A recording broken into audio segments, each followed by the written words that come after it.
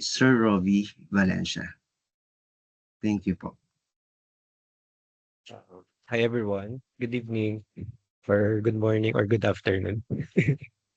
So IP registration and protection. Since we're talking about here is the intellectual property, which is under the subject of legal aspect for business. The registration is usually bounded to the protection. So if you are registered to something or just like your birth certificate, mga PSE, ganyan, if you're registered, it means that you are bounded by the law and the law protects us. So same as intellectual property. So IP registration and protection refers to the legal processes and strategies used to secure ownership rights over intellectual property and safeguard it from unauthorized use or infringement. So here's a breakdown of what it involves. Yung iba nabanggit na ni Ma'am Peach kanina. Number one, trademark. So saan nga ba nire-register or ano nga ba yung nire-register pagdating sa trademarks? Dito kasama yung business name, logo, product names, slogans. Gaya ng Jollibee, Apple, ganyan. So saan naman siya nire-register? Sa Intellectual Property Office of the Philippines. Gagamit ka ng ETMF file system. So ang duration niya 10 years and of course it is renewable indefinitely. Steps paano i-register? Conduct a trademark search using IPOPHL or Intellectual Property Office of the Philippines dun sa database nila and file an application online or via IP satellite offices. Number 3, application goes through examination and publication. And lastly, if no opposition, the registration is granted. So doon na mare-register yung intellectual property mo. So here's a useful tip. Register your trademark before launching your brand to avoid legal disputes. Number 2, patents. Ano nga ba ang nare-register pagdating sa o pag sinabi nating patents? Ito yung mga inventions, something na bago. Involve an inventive step and it is industrially applicable. Yung duration nito, 20 years from the date na nag-file ka. So what are the types of patents? Utility patents, utility models, and industrial designs. Saan? Of course, sa Intellectual Property Office of the Philippines. Iba naman siya, e-invention file system. About talaga siya sa invention. So there are 3 steps. First step, prepare detailed technical documents and claims. Second, file online or through Intellectual Property Office of the Philippines field offices. Lastly, undergo formality check, search report, and substantive examination. Another useful tip for this, file for a utility model if your invention has minor improvements for faster and cheaper than a full patent. Number 3, copyright. Ano yung nire-register sa copyright? So, ano yung pinoprotektahan din sa copyright? So, yung mga software, writings, designs, videos, manuals, artworks, etc. So, yung automatic protection, copyright exists from the moment of creation in a tangible form. Voluntary registration. Register with IPO's Bureau of Copyright and Related Rights. So, Intellectual Property Office, Bureau of Copyright and Related Rights, BCRR, for a stronger legal standing. Where? Sa e-copyright system. The best for this one is the creative startups, media companies, educators, and software developers. Fourth, industrial designs. What to register? The ornamental or aesthetic aspect of a product. In duration nito, 5 years, renewable up to 15 years. Where? Same pa din, sa Intellectual Property Office of the Philippines. This is ideal for fashion, furniture, consumer product businesses. Lastly, number 5, trade secrets. So ano yung pinoprotektahan dito? I guess nabanggit na ni Ma'am Peach kanina, yung recipe, strategy, algorithms, and client database. Paano siya protektahan? No government registration and use NDA or the non-disclosure agreement, confidentiality clauses in contracts, employee agreements, and internal policies. So enforcement of IP rights.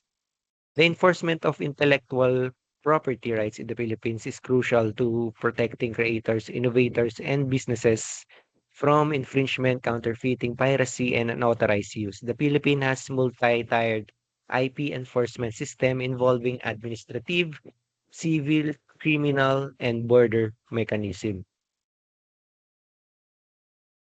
So, if someone infringes your IP or intellectual property in the Philippines, first thing you do is to send a cease and desist letter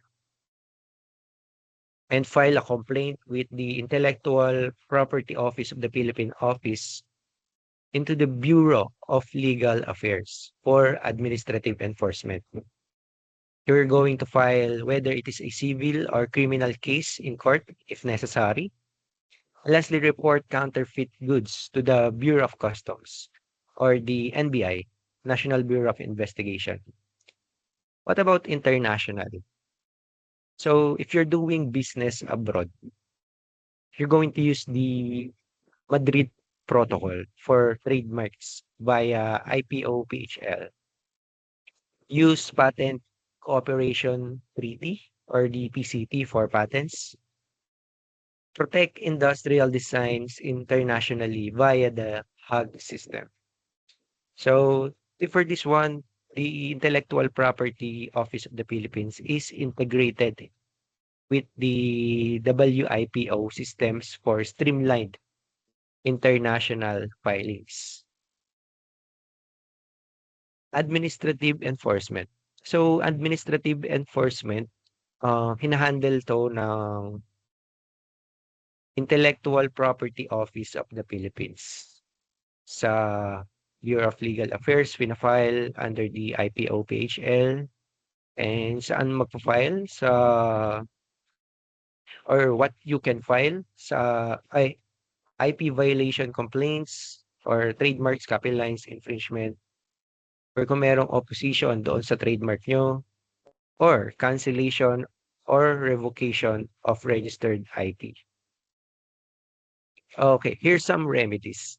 Issuance of cease and desist orders or the CDOs, confiscation or destruction of infringing goods, fines and damages, temporary restraining orders or the TROs, and injunctions. Faster and less costly than a court litigation. Actually, tama naman eh. Pag court litigation, umaabot yan, 1 months, years, it depends. It's suitable for small, medium enterprises and individual intellectual property holders. Civil litigation. You can file a lawsuit in the RTCs or the regional trial courts designated as the special commercial courts. So ano nga ba? Ano yung makiklaim mo sa RTC? Actual damages, moral damages, injunction, destruction of infringing goods, count of profits. Actual damages yung mga nawalang income, moral damages, may reputation na na-harm.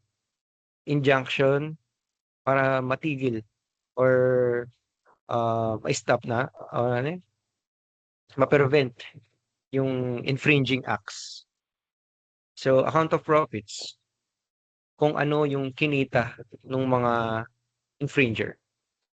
So, this is often pursued when the significant financial losses are involved or if you want long-term legal relief. Ito, criminal prosecution. Applicable for willful and malicious infringement, counterfeiting, and piracy. Mga involved na agency dito sa Pilipinas, DOJ, Department of Justice, National Bureau of Investigation, IPD, or the NBI, Intellectual Property Department, Philippine National Police, CIDG, Optical Media Port, OMB, for pirated CDs, DVDs, or softwares. Ano yung mga offenses? Trademark counterfeiting, copyright piracy, unauthorized manufacturing or selling of patented products. Imprisonment up to 9 years for some offenses and fines 50,000 up to 1.5 million or more. And there's this confiscation and destruction of the infringing goods. Criminal enforcement is typically used for repeat offenders or serious commercial scale infringement. Border enforcement, of course, Bureau of Customs. Ang magagawa mo dito, you can record your trademark with the BOC IP rights recordation system. Request a seizure of counterfeit or pirated goods at the port entry. Helpful tips for this one, useful for business affected by imported counterfeits or smuggled copies.